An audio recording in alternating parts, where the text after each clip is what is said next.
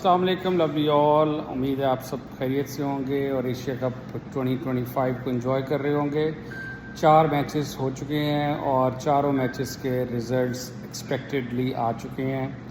इन तमाम रिज़ल्ट्स पे आज हम थोड़ा सा चर्चा करेंगे और हमारे पास हमेशा की तरह हमारे जो मेहमान हैं मिस्टर अब्दुल अलीम, तो बग़ैर किसी तवक्कुफ़ के हम चलते हैं मिस्टर अब्दुल अलीम के पास। मिस्टर अब्दुल अलीम, आप ये बताइएगा कि जो चारों रिज़ल्ट्स आई हैं इन पे हम क्या कमेंट्री कर सकते हैं इन रिज़ल्ट्स पे? आपके क्या माहिराना राय है इन रिज़ल्ट्स के बारे में?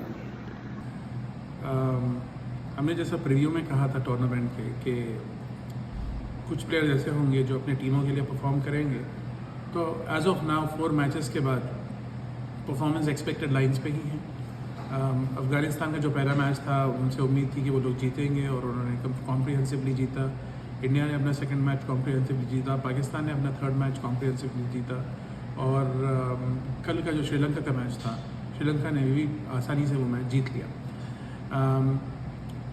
नोटवर्दी इन चारों मैचेस में मुझे ये देखने में आया है कि पाकिस्तान की जो स्ट्रेटजी थी, स्पेशली मोहम्मद हारिस को नंबर 3 पे बैट कराना, वो उनके लिए कामयाब साबित हुई।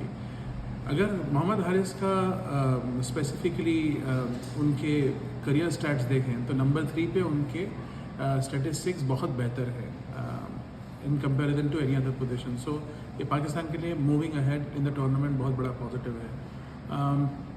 श्रीलंका ने कल as a well gel team बड़ा अच्छा परफॉर्म किया। उनके सारे फेसेट्स, उनके नए प्लेयर्स ने, उनके पुराने रिटर्निंग प्लेयर्स ने, सब ने अच्छा परफॉर्म किया, तो it was a comprehensive win. India का मैं सोच रहा था कि शायद वो लोग क्योंकि रस्टी होंगे, T20 काफ़ी टाइम से नहीं खेला है, तो लेकिन उनका भी परफॉर्मेंस कमांडिंग था। और अफ़गानिस्तान क्योंकि वो इनफॉर्म टीम है, वो टूर्नामेंट से पहले भी खेलते आए हैं, उनके सारे प्लेयर्स का भी परफॉर्मेंस बड़ा अच्छा था। नोटवर्दी अज़मतुल्लाह उमरज़ाई जिनका फॉर्म इतना अच्छा नहीं चल रहा था, उन्होंने बेहतरीन 50 की। तो ऑल इन ऑल अब टूर्नामेंट बहुत ही अच्छे नोट पे शुरू हुआ है। आगे देखते हैं होता है क्या। अलीम साहब, आपने विकेट्स के बारे में कोई तबसरा नहीं किया। विकेट्स के बारे में बताएं। विकेट्स में बाउंस जो है अनइवन है। कल भी मैच में हमने देखा कुछ बॉल्स जो हैं वो नीचे रही हैं और कुछ बॉल्स जो हैं वो नॉर्मल हाइट पर आती रही हैं। तो आगे चल के टूर्नामेंट में लोगों को उनकी एंटरटेनमेंट के हवाले से कैसी पिचेस जो है वो देखना चाहेंगे हम, प्लेयर्स के हवाले से भी, क्योंकि प्लेयर्स के लिए भी आजकल जो है वो सिंगल इंटेंशन है, वन इंटेंशन है कि चौके और छक्कों की बारिश होती रहे और वो ख़ुद भी इंजॉय करें और लोग भी एंटरटेन हों।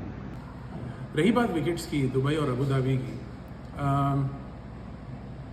रेयरली वो पिचेस पे आप 200 बनता हुआ देखेंगे। इनफैक्ट ये जो स्कोर्स बन रहे हैं in the vicinity of 160 to 180, अगर कोई भी टीम्स अगर ये टारगेट्स पहुंच जाएं तो ये ऑलमोस्ट अ विनिंग स्कोर होगा अगर फर्स्ट बैटिंग कर रहे हैं। वरना आइडियली टीम्स ये करेंगी कि टॉस जीतेंगी और ऑपोजिशन को इनवाइट करेंगी बैटिंग के लिए, और as the tournament goes on आप देखेंगे कि ये पिचेस और स्लोअर एंड लोअर होती जाएंगी।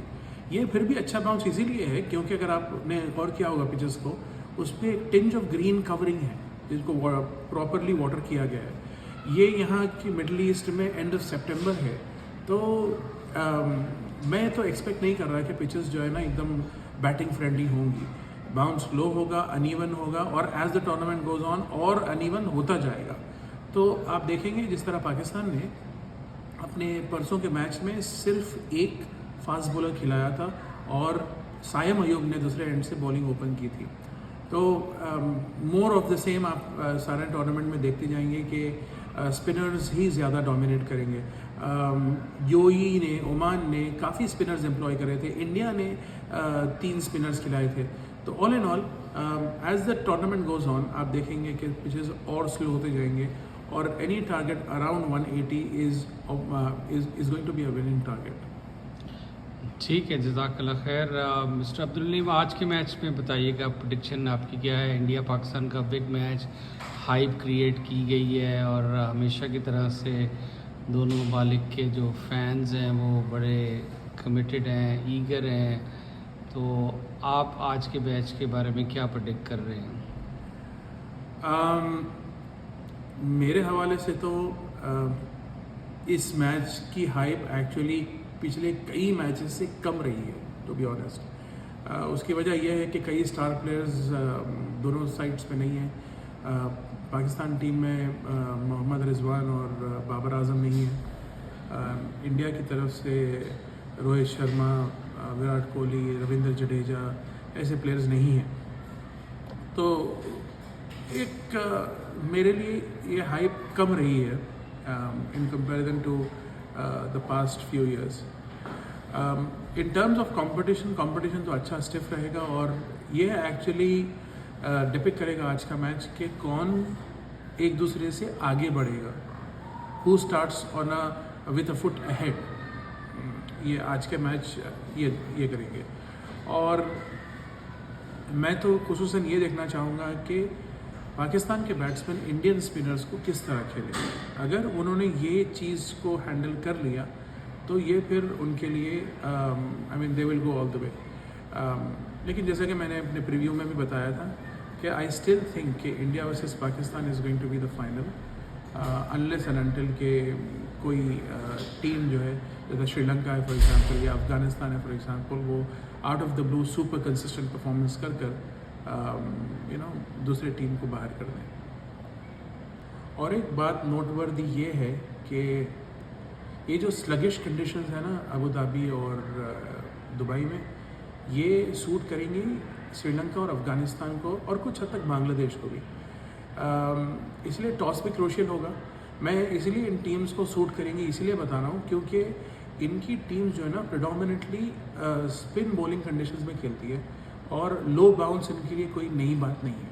तो इनके लिए जो है ना ये एक पॉजिटिव ही है। लेकिन जैसा कि बताया मैंने अर्लियर, टॉस एक बहुत क्रूशियल रोल प्ले करने वाला है as the tournament goes on. तो दोस्तों, ये था हमारा आज का एपिसोड। आप सिर्फ एक काम कीजिए कि इस वीडियो को पूरा देखें और अपने कमेंट्स से हमें आगाह करें। आपके कमेंट्स हमारे लिए बहुत वैल्यूएबल हैं, और हमारा नेक्स्ट एपिसोड जो है वो आपके कमेंट्स की बुनियाद पर हम करेंगे। Take care of yourself, make it a great day, bye bye.